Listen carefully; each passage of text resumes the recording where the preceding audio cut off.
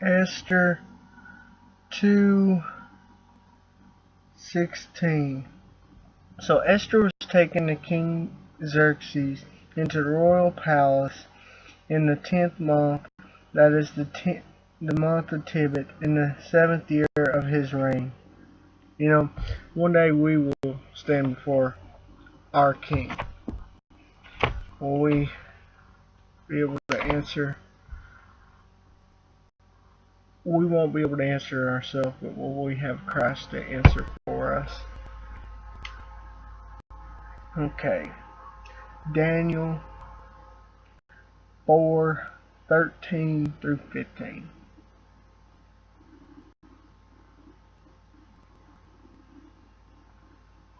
Let his heart cease from being human, and let a beast heart be given him and pass over him 7 times.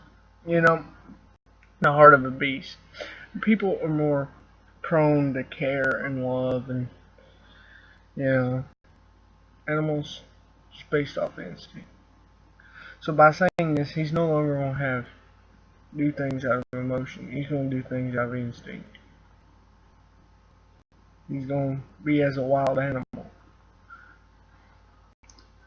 Some people may seem like that today. They don't got emotion. They don't have concern for other people. They just do what they want and makes them feel good.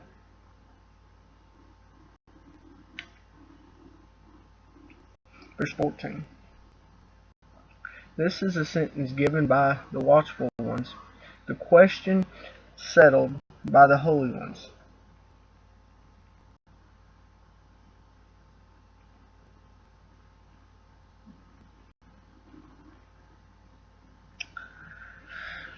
So that every living thing may know that the Most High is higher than any human authority. He confers power on whom he pleases and raises the most humble of men. God puts in the position who he wants to. Whether they represent him or not, he puts them in for his purpose. There may be those that really do not represent him in power, but he's allowed them to be in authority. Sometimes he put this king in authority so he could show his power by knocking him down, by showing that, okay, as mighty as he is, he's gonna fall. I'm telling you, you're gonna fall. You're gonna fall. It shows my might by having you fall. The great and powerful, unfallable. It's gonna fall because God says it. God's over all human authority, whether they're under his authority or not. Whether they accept his authority or not, they're under his authority. He's all powerful. There's some that are going to try to run from his authority, but ultimately his will be done. Sometimes he puts awful people, ungodly people, in power. And at the time we don't understand why, and we may never understand why, but he has a purpose. His main purpose is to have us come to him. But a long-term purpose is for him to come back to earth, to us. Okay, verse 15.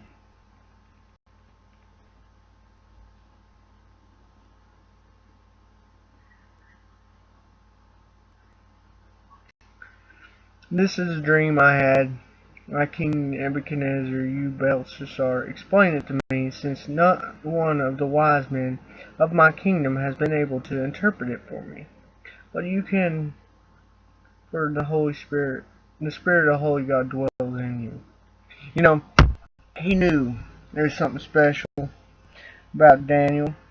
He knew the Spirit of God lived in him. Regardless whether he accepted the Spirit or not, he knew Daniel had the Spirit of God. And this king recognized it as one of the gods, maybe level to the ones he worshipped. He didn't understand that it's the all-powerful, the creator, the only true God was the one giving Daniel power. But he understood some force was powering Daniel.